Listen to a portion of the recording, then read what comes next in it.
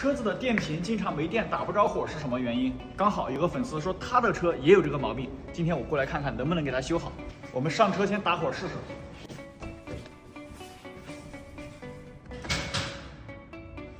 看到没有？明显是电瓶没电了。我们先用这个应急电源给它搭电搭着火，再来检查。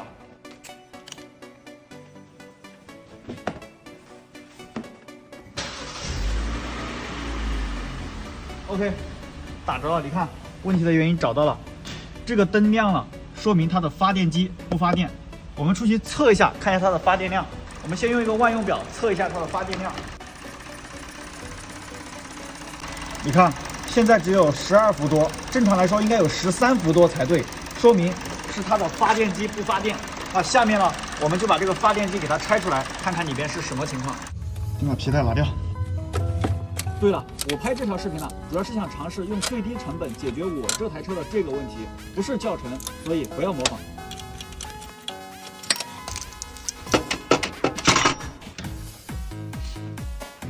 看到没有？这个就是发电机，下面我们给它分解开，看看里面是什么问题。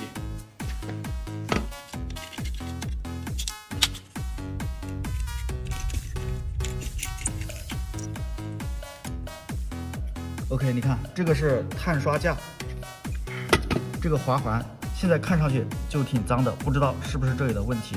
我们继续给它分解，看看里面有没有什么问题。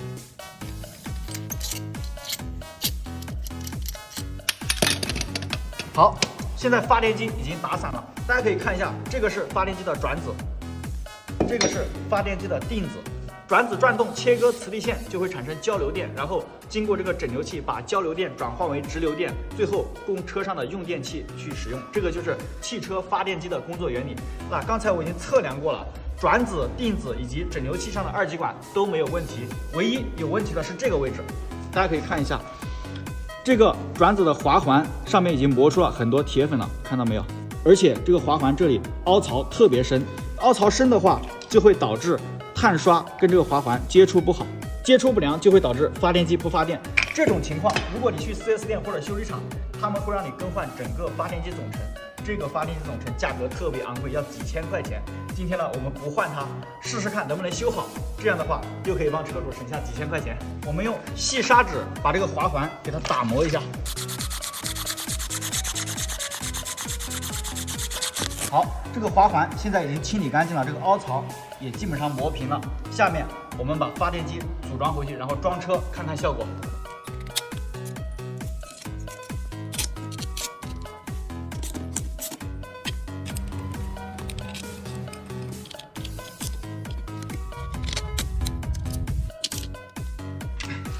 好，发电机组装好了，接下来装车。